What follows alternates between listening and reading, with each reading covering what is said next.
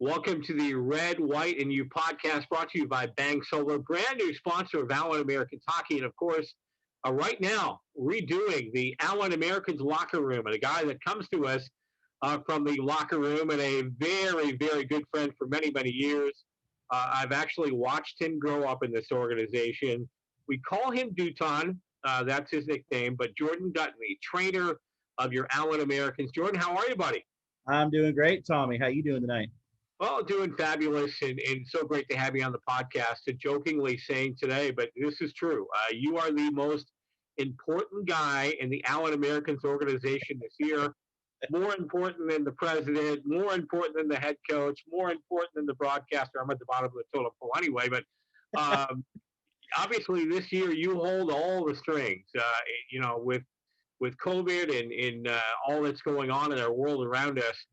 Talk about what it's going to be like for you this season with guys having to be tested every day and temperatures to be taken every day. Your job has taken on a whole new life. Yes, it has. And I've told players, I've told coaches, told fans that have asked. It's going to be a year unlike anything we've ever seen, especially on the medical side of things. It's There's a lot of responsibility on the players this year to make sure that they're keeping with all the league protocols and myself as well, along with all the front office staff and fans. So it does change a lot of the daily routines. You're kind of used to you get used to routine over the years, but now it's kind of interjected with making sure players are following protocols, making sure that their temperatures are good when they come into the arena every day, making sure that they're having no symptoms of anything. So it adds a lot of different things, but it's nothing that we can't handle, and something that we just have to do to get through this season. That's crazy when you stop to think about it. So basically, every time, every game day, when the players come in the arena, you're going to have to take their temperature. When will the COVID test be given? Is that in the morning or is it right before the game?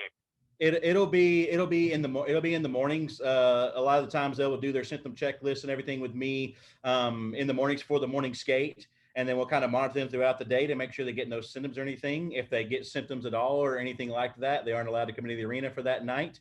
And then we just kind of monitor things from there. It's more of a monitoring thing, as we go along. So if one guy tests positive for COVID, does that mean the game isn't played, or how's that going to work? Not necessarily. It just depends on the exposure that the guy had. So what we're kind of going after is if a guy does test positive, he'll go into self isolation and straight into quarantine by himself with no other players to prevent exposure. And you basically just kind of backtrack to see what players or staff members were in contact with this player while he was doing whatever he was doing. And Wow. then we contact those players, and it's just a backtrack to see what it is. Could it potentially have it happen to where multiple players get it at one time? Absolutely. It's happened in the NFL, Major League Baseball, and NBA. Luckily, not in the NHL, but it's happened in other leagues as well. So it's definitely possible. So it's something that we have to keep an eye on, something we have to stay on top of, and things like that.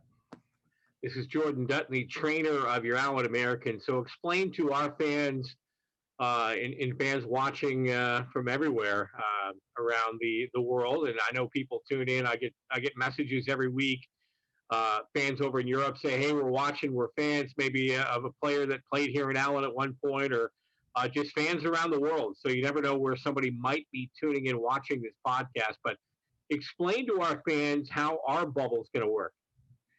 So basically, so the essential hockey staff, which is considered me, Coach Martinson, Tim Abbott, broadcaster Tommy Daniels here, and all of our players are going to go into basically what is a kind of a virtual bubble. If that so, in this bubble, we're not allowed to do anything. We're pretty much, I mean, and that's exactly it. I mean, we're pretty much allowed to do small essential things here and there, but we're pretty much constricted to try to help keep down exposure rates to the public and to fans and things like that. I mean, like I said, that literally is. We pretty much can't do anything. It's we're expected to do door dashing stuff. We're expected to kind of keep things to where we're keeping proper social distancing, working out on our own, things like that. So it's the players and the staff that are in this. It's going to be a different year because we're all used to interacting with fans, going out to Kelly's and places like that, and things that we cannot do anymore because we can't risk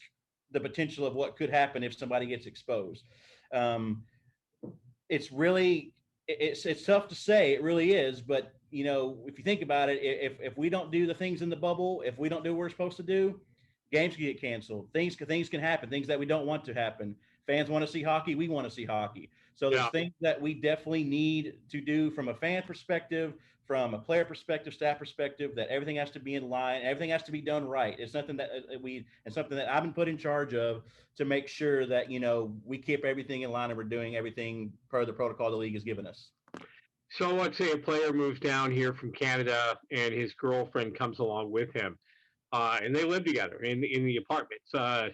Is she in the bubble as well? Absolutely. Anybody who is direct family, girlfriend, fiance, wife, kids are all in that direct bubble. They're considered to be under the same protocols as the players and the staff members. Wow. So it's more than just the guys on the ice. I mean, it's a huge deal. But you're right. I mean, you basically get one chance to make this work, and obviously we can't, in our league, can't do what the NHL did with the bubble in Toronto and in Edmonton. We can't afford to play without fans. They were able to do that for us. The money that comes in from tickets and sponsorships and that type of thing keeps ECHL teams and American Hockey League teams for that matter Absolutely. going. So essentially, you get one chance, right? If you don't, Yep. if you break the rules, you affect the entire team.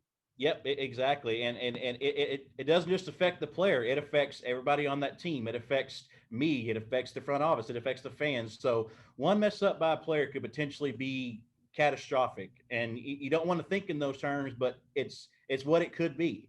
And unfortunately this year, one thing that we love doing in Allen is the fan interaction.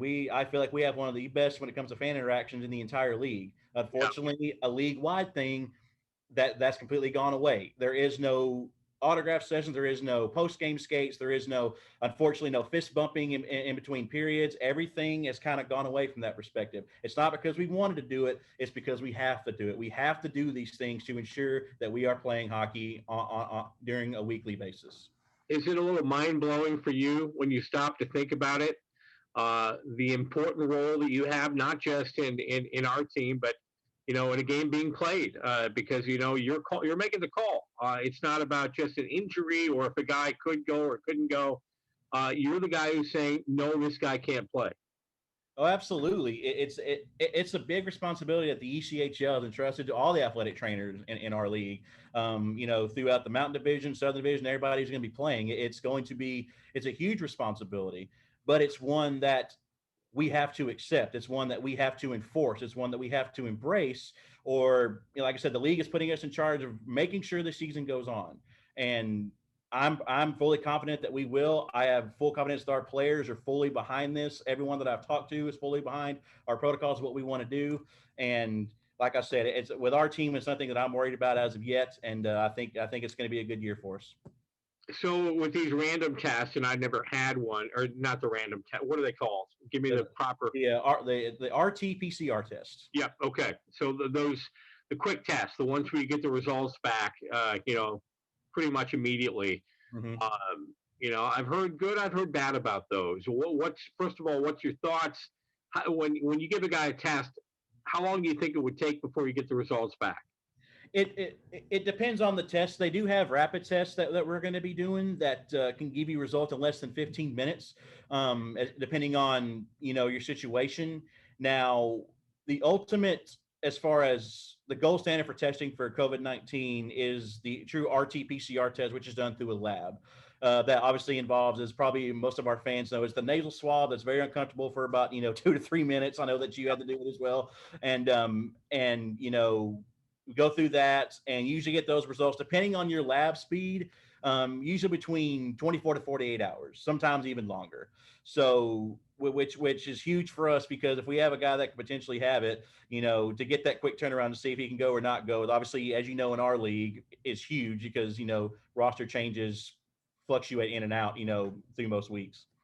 Yeah, it's definitely going to be a big challenge this year. I know it's going to be tough on the fans. Believe you me, it's going to be tough on the players because Oh yeah. they love the fan interaction. They love going out to mingle with the fans. You've got people that stand there and have for years in the fist pump line waiting for these guys to come on and off the ice, it's going to be completely different this year. You're going to see fans up in the stands wearing a mask, obviously the social distancing. We're not at full capacity right now, but thank God we can actually have fans, Absolutely. in the stands. There's some areas, unfortunately, in minor league hockey that can't play in front of fans, and that's probably going to determine this year whether they play or not. So I know it's going to be tough on everyone, but as I've told people, thank God we're playing.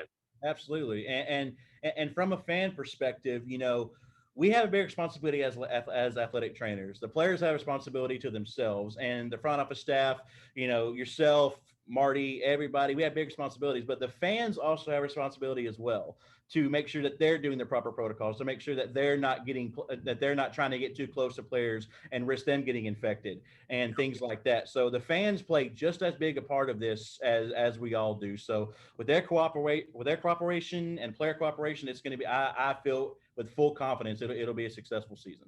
Speaking of fans, one of our great fans, he always shows up at practice pretty much every day. Our buddy Ed Bonneman is a bit under the weather right now, so I'm Oh yeah, sure you echo that sentiment. We want to wish Ed the best of luck. Hopefully, absolutely. be able to watch this podcast. Yeah, Godspeed, Ed. We're thinking about you. Hope you and Sherry both, and we hope that you guys everything gets better soon. Dudes, as always, as we wrap this up, anything in closing, anything that I maybe left out that fans need to know? Just like I said, it's going to be a year unlike any of us have ever seen in pro hockey. And it's something that is changing and adapting almost on an hourly basis. And we just all have to come together as a family and understand that we have to do things the way that they need to be done and that they're supposed to be done through the Allen Event Center, through the ECHL, like we've talked about. It's unfortunate, but we really only have one shot to get this done. And we have to make sure that everybody is following in line what we need to do. But as long as we do what we're supposed to do, fans follow the protocols that the team has set out and the Allen Event Center has set out, players as well, we're going to get a full 72 in, and we're going to have a successful season. And we have a great team, so let's get it in for sure, right? Absolutely.